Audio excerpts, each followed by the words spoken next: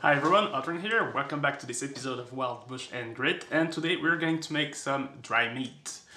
And you may ask yourself, why dry meat, right? Why do we need to do that? Well, there's of course multiple reasons. First, which is the most obvious one, it tastes delicious, but mainly I do it because of its packability and the fact that it has a long life on the shelf. You know, it's not something that will go bad quickly. So for me, dry meat has reduced in size and weight. In my backpack, it takes less space. I don't need to carry a cooler, and it's, concentrated protein that you need on the trail, Anyway, enough talk. Let's walk the talk now. So of course, the first thing you'll need is some meat. Here I'm using venison. This is the back strap. This works with whether you have beef or pork, no worries. And the second most important ingredient that you need is salt here. So here I have, of course, pickling salt I'm going to use. And this is a suggestion, a little bit of brown sugar to help with the color. It's purely aesthetic. It doesn't even add much to the taste. It's really for presentation, and but you can skip the sugar. Okay, so the first thing you need to do on your meat is to remove any fat. So you need to clean all these little bit of fat off your meat to have a better product, because the fat will go rancid, and the less fat you have, the cleaner your product is going to taste. So remove all these tiny pieces. I process my venison, and I've already had like a good, so I don't have too much to remove here. Okay, so that's pretty good. Then you can, using some paper towel here, you can pat dry the meat to make sure it doesn't have excess moisture on top.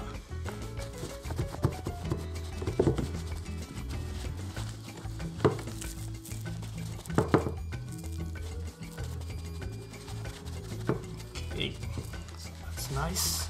Okay, so I'm gonna transfer the meat to the corning ware, and I'm going to use my little bit of brown sugar, and I'll just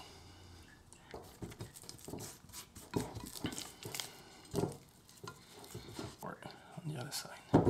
And that's it. So make sure you rub it across, and you try to have a little bit of sugar on all parts.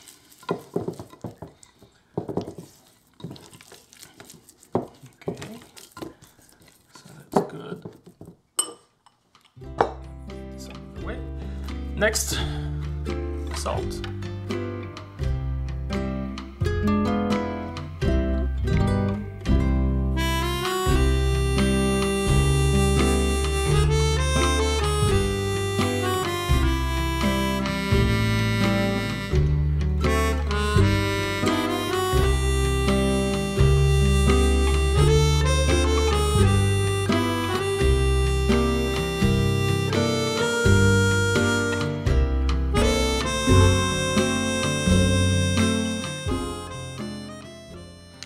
And voila. So now we're going to put this in the fridge for about 24 hours. For at least the rough calculation here is the salt will go through 1 centimeter of meat every 12 hours. Okay, so if you have a piece of 4 centimeters, and it will take about 24 hours to get through the 4 centimeter. Yeah, because you have, the salt goes from the bottom and from the top, right? 2 centimeters from the bottom, 2 centimeters from the top. That will make you 4 centimeters, and that will roughly gives 24 hours. So once the meat has dried, we're gonna continue with the next steps. So I'll see you tomorrow. Ah crap, didn't work. One second. See you tomorrow. Alright, it worked this time. Cool, so 24 hours later, here we are. As you might already notice by the color, things has changed drastically. And now you can see that the meat is much harder than what we had originally. So what we need to do from here is we need to clean the meat from all the salt that is left, and I'm going to do that. So I'm just scraping it off a bit here, but I'm going to give it a bath in clean water.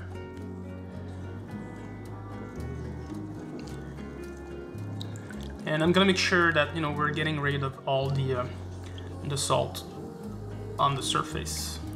Shouldn't be too hard.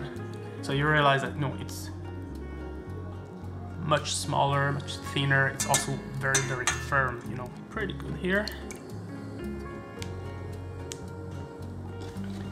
We're going to pat it dry.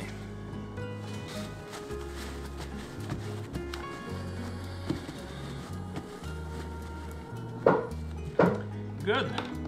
Next, what I'm going to do is let it dry for a couple of hours, you know, about three hours. I will just let it at room temperature, and I'll just let the excess moisture we have on the outer skin, well, on the outer shell of the meat, I will just let it air dry. This is why I'm using a grill.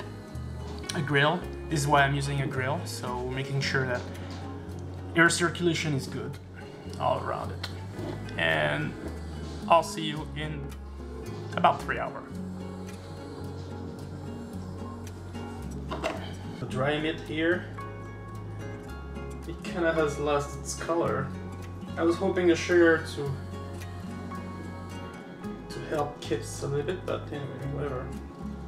Now we're going to add some spices.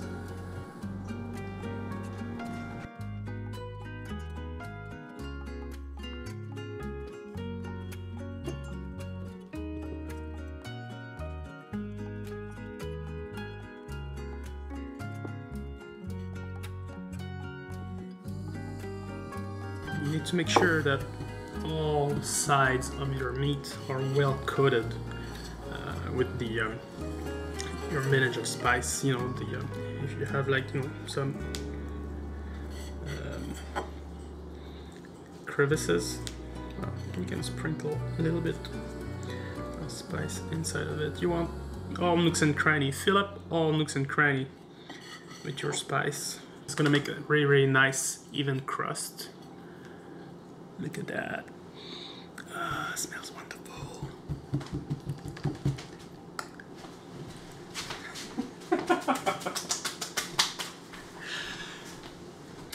Alright, so next you're going to need a really, really clean piece of cloth. You know, you can use your kitchen towels or things like that, but make sure it's clean. And second, don't use any fabric softener. You know, you don't want any laundry smell on your thing. So how do I want to do this? I think I'm gonna fold it once like this, and then I'm just gonna roll it. And there we go. And next you just wrap it with some string. I got some, you know, the inner strings of the paracords. You know, paracords have like what is it, 5 strings in them, and that's just this. Start with this.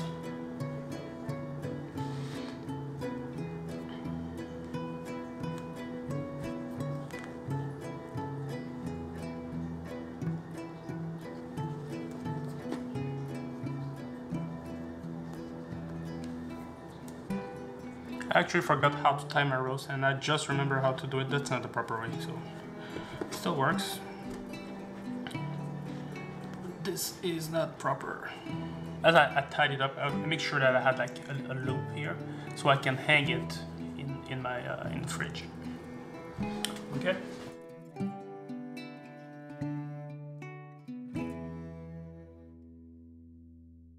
Alright, so it's been 3 weeks, and let's have a look at what it is. The salt has done its job, and the timing and the waiting period also allowed the dry meat to actually multiply. So now you should be getting 2 pieces instead of 1.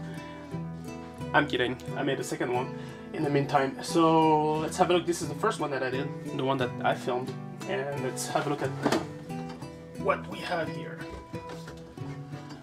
Let's go back upstairs and see. Alright, so this is how it looks after 3 weeks. It kind of bended. Not sure what happened here, but let's see. Oh well. Depending on how you do it, you might have some mold on the outskirt, which is completely normal. It's called mycelium, and it's you know it's good bacteria. They're here to protect your stuff. So let's cut this. It's really hard. Wow.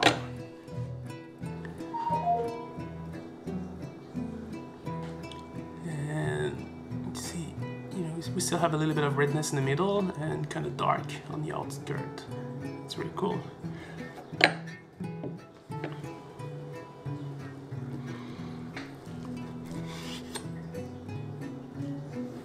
Oh wow, it's wonderful.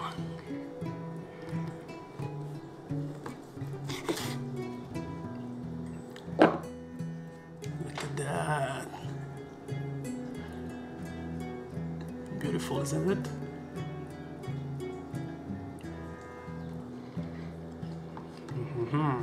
Oh yeah. Oh yeah.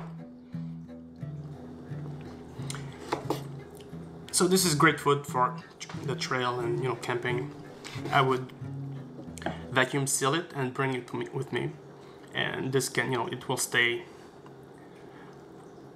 a while, you know, without refrigeration, so that's pretty perfect. Alright, thanks for watching. See you around, folks. Bye bye.